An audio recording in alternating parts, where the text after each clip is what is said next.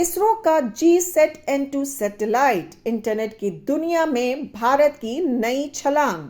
नमस्कार दोस्तों, आज हम बात करेंगे इसरो के नए लॉन्च किए गए GSAT-N2 सैटेलाइट के बारे में, जिसे आप GSAT-20 भी कह सकते हैं। ये सैटेलाइट भारत में इंटरनेट सेवाओं के क्षेत्र में एक बड़ा बदलाव लाने वाला है। इसे एलन मस्क की कंपनी स्पेस एक्स के रॉकेट से लॉन्च किया गया है। आइए इस सैटेलाइट से जुड़े हर पहलू को आसान भाषा में समझते हैं। हवाई जहाज में इंटरनेट का सपना होगा सच। जी हाँ, आपने सही सुना। अब तक भारत में हवाई जहाज में सफर के दौरान इंटरनेट की सुविधा नहीं थी, लेकिन सरकार ने नया नियम लागू किया है, जिसके तहत जब हवाई जहाज 3000 मीटर की ऊंचाई पर पहुंचेगा तो यात्री अपने मोबाइल या लैपटॉप पर इंटरनेट का इस्तेमाल कर सकेंगे। इंटरनेट केवल वाईफाई के जरिए उपलब्ध होगा। यह सुविधा तभी मिलेगी जब प्लेन का क्रू इसकी अनुमति देगा। आखिर इसरो ने स्पेसएक्स से मदद क्यों ली?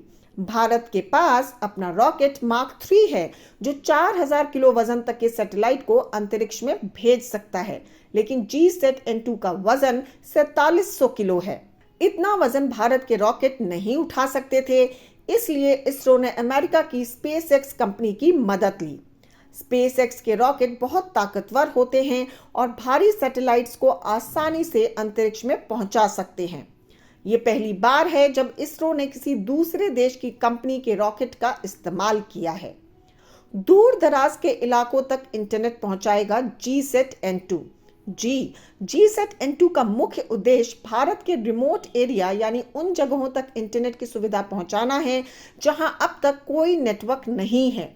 इसके अलावा यह सैटेलाइट हवाई यात्राओं के दौरान तेज इंटरनेट सुविधा भी प्रदान करेगा। आखिर GSAT-N2 में क्या है खास? ये सैटेलाइट बेहद आधुनिक तकनीक से लैस है। आइए इसके कुछ खास फीचर्स पर नजर डालते हैं। इसका वजन है 4700 किलो, काम करने की क्षमता है 14 साल। इसमें कुल 32 बीम हैं। इनमें से 8 बीम पूर्वोत्तर भारत के लिए हैं, बाकी 24 बीम पूरे देश में तेज इंटरनेट सेवाएं प्रदान करेंगे। सैटेलाइट में का बैंड हाई थ्रूपुट सैटेलाइट यानी HTS तकनीक का इस्तेमाल किया गया है। यह तकनीक 48 गीगाबिट प्रति सेकंड की तेज स्पीड पर डेटा भेज सकती है। इसमें ऐसे एंटेना लगे हैं जो एक साथ कई जगहों पर इंटरनेट सिग्नल भेज सकते हैं। तो चलिए अब ये भी जान लेते हैं कि भारत के लिए इसका महत्व क्या है। हवाई यात्रियों को अब सफर के दौरान इंटरनेट मिलेगा। दूर दराज के गांव और पहाड़ी इलाकों तक इंटरनेट पहुंचाया जाएगा। यह सैटेलाइट डिजिटल इंडिया को मजबूत करेगा। भारत के लोग अब इंटरनेट के मामले में और भी ज्यादा सक्षम होंगे। GSAT-N2 न सिर्फ तकनीकी दृष्टि से बल्कि सामाजिक दृष्टि से भी भारत के लिए बहुत महत्वपूर्ण है। यह सैटेलाइट भारत को इंटरनेट सेवाओं में आत्मनिर्भर बनाने के लिए एक मजबूत आधारशिला साबित होगा। दोस्तों, ये था इसरो के GSAT-N2 सैटेलाइट के बारे में एक आसान और पूरी जानकारी।